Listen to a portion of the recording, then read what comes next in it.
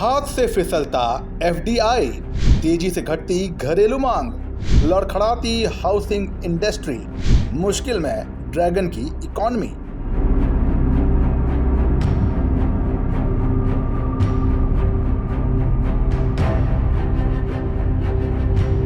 सितारे अगर गर्दिश में चल रहे हों तो अच्छों की अकड़ निकल जाती है।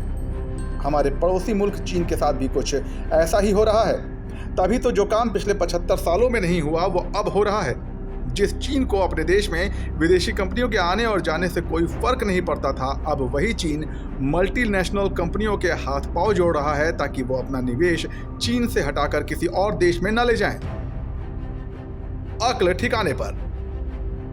दुनिया की दूसरी सबसे बड़ी इकॉनमी वाले देश चीन को आर्थिक मोर्चे पर हाल ही के दिनों में कई झटके लगे हैं। देश का एक्सपोर्ट लगातार घट रहा है, रियल एस्टेट गंभीर संकट से गुजर रहा है, बेरोजगारी चरम पर है, विदेशी इन्वेस्टर्स देश से अपना पैसा निकालने में लगे हैं, ग्लोबल कंपनियां अपना बोरिया बिस्तर समेट रही हैं, बेरोजगारी चरम पर है, कई देशों ने चीन पर अपनी निर्भरता घटानी शुरू कर दी है और सबसे बढ़कर अमेरिका के साथ तनाव चरम पर है।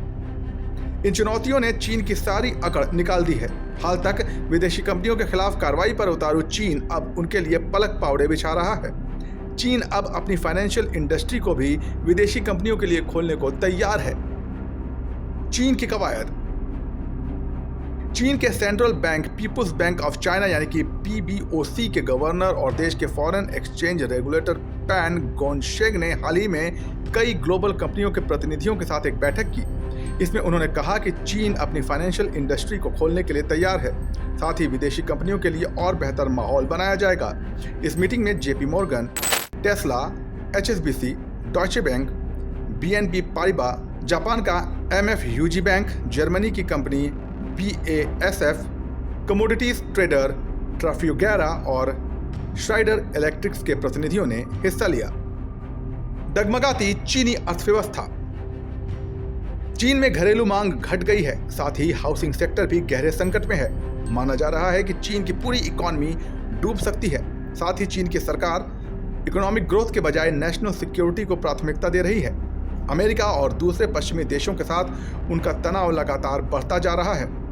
इन कारणों से विदेशी निवेशकों और कंपनियों की नींद उड़ी है। इस साल के पहले 8 महीनों में चीन में एफडीआई में 5.1% की गिरावट आई है। अप्रैल से जून के बीच डायरेक्ट इन्वेस्टमेंट लायबिलिटीज महज 4.9 अरब डॉलर रह गए हैं। ये एक साल पहले की तुलना में 87% कम है। ये 1998 के बाद किसी भी तिमाही में सबसे कम अमाउंट है। चीन से घटता मोह। हाल ही में अमेरिकन चैम्बर ऑफ कॉमर्स ने एक बिजनेस क्लाइमेट सर्वे जारी किया, जिसके मुताबिक 40% कंपनियों ने कहा कि उन्होंने चीन में निवेश की जो योजना बनाई थी उसे वो दूसरे देशों में ले जा रहे हैं। जब इकॉनमी मजबूत थी तो चीन को इसकी परवाह भी नहीं थी, मगर अब क्योंकि अर्थव्यवस्था लगातार गोते खा रही है, इसलिए ड्रैगन परेशान है। आपकी इस बारे में क्या राय है, हमें कमेंट सेक्शन में बताइए और देश दुनिया की खबरों के लिए बने रहिए जनसत्ता के साथ। नमस्कार।